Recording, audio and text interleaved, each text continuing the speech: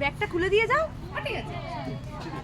Hello, প্রচুর টাকা আছে, ডিয়ার লটারির টাকা পেয়েছি। ব্যাগটা ছাড়ছে না। 1 কোটি পেলে তোকে তো জেলে নিয়ে নমস্কার। কবি শুভ দাশগুপ্তের কবিতা কলেজের ছাত্রী রবীন্দ্রনাথকে। আমার সঙ্গে আমার বাবার সম্পর্ক খারাপ আপনার জন্য। কলেজের সেকেন্ড ইয়ারে উঠেই আমি বুঝতে পারি জীবনটা মাধ্যমিক পরীক্ষা নয়, ঈশান থেকে এসপ্ল্যানেড পর্যন্ত একটা বিরাট আয়না। তাতে খাদ্য এবং খাদকের মুখ, কিন্তু দুজনের একজনও জানে না কে খাবে এবং কে খেতে দেবে। কলেজে ঢুকতেই চমৎকার একটি ছেলে এসে দাঁড়িয়েছিল আমার চৌকাঠে। দুটো স্বপ্নের চোখ, এলোমেলো চুল, হাতে পেঙ্গুইন পেপার ব্যাগ, ঠোঁটে সারাক্ষণ বার্গম্যান, কুরুসোয়া, আইজেনস্টাইন।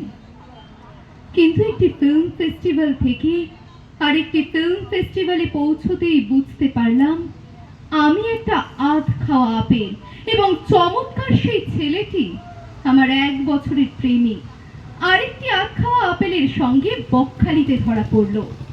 থানা, পুলিশ, লোকাল কমিটি সব যথাযোগ্য মর্যাদায় পার হয়ে একটি বৃষ্টির দুপুরে আমাকে এসে বলল, hi baby, I really love you, চল এবার আমরা 3 জনে মিলে চাঁদিপুর যাব। চর কষাতে পারিনি সেদিন, ঘর বন্ধ করে কেঁদেছিলাম।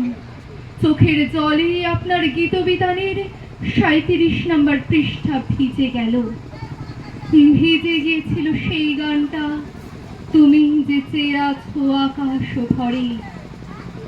এরপর আমার জিন্সের জ্যাকেট, টাইটান ঘড়ি, আমার ইকোনমিক্স অনার্স সব কিছুকেই আকাশ বলে মনে হয়েছিল।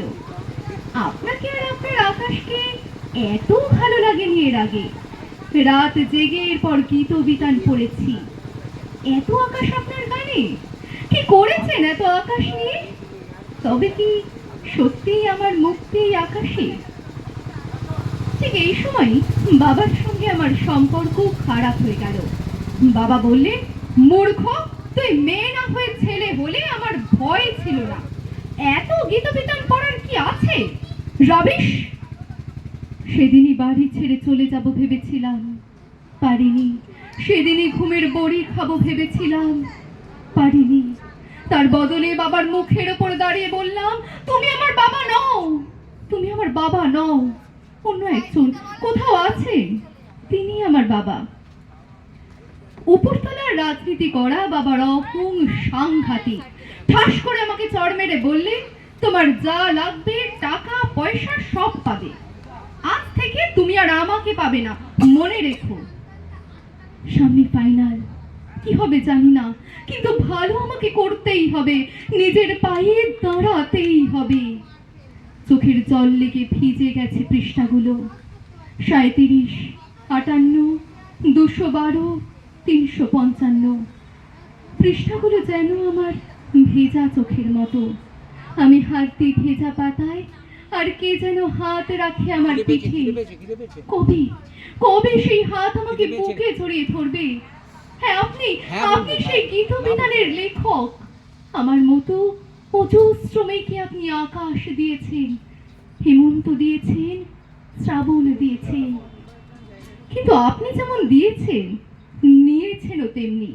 তবে নিন, আরো নিন, আরো আরো। আপনি যত নেবেন আমি তত ভালো থাকবো। আমাকে নিংড়ে নিন। আমাকে আমার বাবা বোঝেননি, আপনার আকাশ তাই আমার আকাশ। আচ্ছা, আপনি আমাকে কখনো ভুল বুঝবেন না তো? নমস্কার।